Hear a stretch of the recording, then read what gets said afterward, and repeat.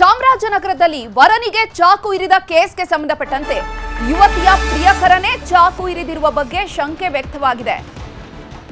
ಚಾಮರಾಜನಗರದಲ್ಲಿ ವರ ಮದುವೆ ಚೌಟ್ರಿಗೆ ಹೋಗ್ತಾ ಇದ್ದಂತಹ ಸಂದರ್ಭದಲ್ಲಿ ಅಡ್ಡಗಟ್ಟಿದಂತಹ 4-5 ದುಷ್ಕರ್ಮಿಗಳು ವರನಿಗೆ ಚಾಕು ಇರಿದಿದ್ದು ಆತ ಆಸ್ಪತ್ರೆಯಲ್ಲಿ ಚಿಕಿತ್ಸೆಯನ್ನು ಪಡೆಯುತ್ತಿದ್ದಾನೆ. ಈಗ ಆ ಪ್ರಿಯಕರ ಏನು ಚಾಕುವನ್ನ ಇರಿದಿದ್ದಾನೆ ಅನ್ನೋ ಶಂಕೆ ವ್ಯಕ್ತವಾಗ್ತಾ ಇದೆ. ಈ ಹಿನ್ನೆಲೆಯಲ್ಲಿ ನಾನು ಮದುವೆ ಆಗಲ್ಲ ಅಂತ ವರ ರವೀಶ್ ಪಟ್ಟು ಹಿಡಿದಿದ್ದಾನೆ. ಪ್ಲೀಸ್ ಮದುವೆ ಆಗುವಂತ ವಧು ಅಂಗಲಾಚ್ತಿದ್ದಾಳೆ.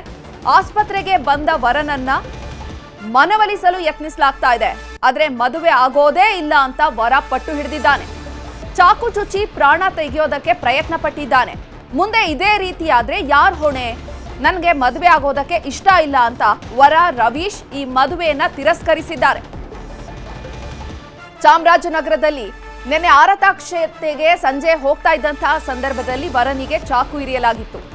ಚಾಕು ಇರಿತದಿಂದಾಗಿ ಎಡಗೈಗೆ ಗಂಭೀರ ಗಾಯವಾಗಿ ಆಸ್ಪತ್ರೆಯಲ್ಲಿ ಚಿಕಿತ್ಸೆಯನ್ನ ಪಡೆಯುತ್ತಿದ್ದಾನೆ ವರ. ಮುಂದೆ ಇದೇ ರೀತಿ ಆದ್ರೆ ಯಾರ್ ಹೊಣೆ?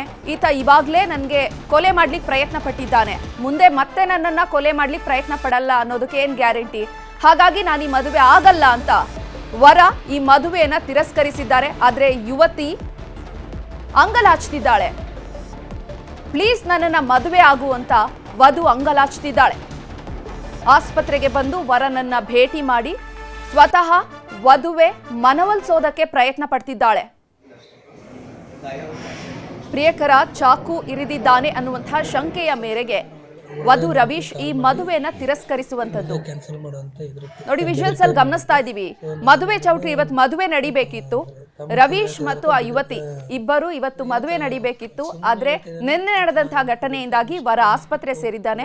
ವಧು ಹೋಗಿ ಮನವೊಲಿಸುವಂತಹ ಕಾರ್ಯ ಮಾಡ್ತಿದ್ದಾರೆ. ಶನಿವಾರ ಒಬ್ಬ ಹುಡುಗ ನನಗೆ ಕಾಲ್ ಮಾಡಿ ಮದುವೆ ಕ್ಯಾನ್ಸಲ್ ಮಾಡುವಂತ ಬೆದರಿಕೆ ಮಾಡಿದ್ದ. ಸೊ ನಾನು ಅದನ್ನು ಅಂದರೆ ತಮ್ಮಸಿಗೆ ಹೇಳ್ತಾ ಇದ್ದಾರೆ ಅಂತ ಬೆದರಿಕೆ ಅಂದರೆ ಏನೋ ಸುಮ್ಮನೆ ಹೇಳ್ತಾ ಇದ್ದಾನೆ ಅಂತ ನಾನು ಅಂದ್ಕೊಂಡಿದ್ದೆ. ಇಷ್ಟು ಮಟ್ಟಕ್ಕೆ ಹೋಗಿ ಕೊಲೆ ಮಾಡೋಂಥ ಮಟ್ಟಕ್ಕೆ ಹೋಗ್ತಾರೆ ಅಂತ ನಾನು ಅಂದ್ಕೊಂಡಿರಲಿಲ್ಲ. ಸೊ ದೇವ್ರ ದಯೆಯಿಂದ ಏನೂ ತೊಂದರೆ ಆಗಿಲ್ಲ, ಸ್ವಲ್ಪ ಕೈಗೆ ಏಟಾಗಿದೆ. ಸೊ ಮುಂದೆನೂ ಅವ್ರು ತೊಂದರೆ ಕೊಡ್ತಾರೆ ಅಂತ ಹೇಳಕ್ಕೆ ಕೊಡ್ಬೋದು. ಹಾಗಾಗಿ ನಾನು ಮದುವೆನ ಕ್ಯಾನ್ಸಲ್ ಮಾಡ್ಕೊತಾ ಇದ್ದೀವಿ. ನಮ್ಮ ಹಿರಿಕರು ಏನು ಹೇಳ್ತಾರೋ ಅದ್ರ ಬಗ್ಗೆ ಆ ಥರ ನಾನು ನಡ್ಕೊಳ್ತೀನಿ ಅಂತ ಹೇಳ್ತೀನಿ. ಬಟ್ ನಿಮ್ಗೆ ಹುಡುಗಿ ಹೇಳಿಲ್ಲ? ನನಗೆ ಹುಡುಗಿ ಹೇಳಿಲ್ಲ. ಒಂದು ವಾರ ಆದಮೇಲೆ ಲಾಸ್ಟ್ ವೀಕಲ್ಲಿ ನಾನು ಕೇಳಿದಾಗ ಅವಳು ಹೇಳಿದ್ಲು, ಈ ಥರ ನನ್ನ ರಿಲೇಷನ್ಶಿಪ್ ಇತ್ತು, ಬಟ್ ಈಗ ಈ ಥರ ಇವಾಗ ಏನೂ ಇಲ್ಲ, ಬ್ರೇಕಪ್ ಮಾಡ್ಕೊಂಡಿದ್ದೀವಿ, ನಾವು ಮದುವೆ ಇಷ್ಟಪಟ್ಟು ಮದುವೆ ಆಗ್ತೀವಿ ಅಂತ ಹೇಳೋದು ಸರ್.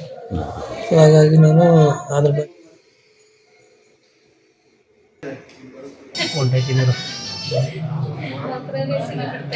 ಏನಾರು ಸನ್ನಿವೇಶ ಬಂದ್ರೆ ಫುಟೇಜ್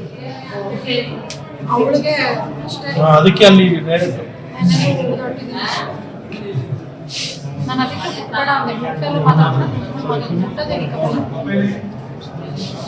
ನನಗೆ ಮತ್ತೆ ನಾನು ಲೇಟ್ ಇನ್ನೊಂದು ಹೊರಗಡೆ ಚಾಟ್ ಮಾಡಿದ್ರು. ಅಂದವೇ ಬರೋದು ಏನಾರು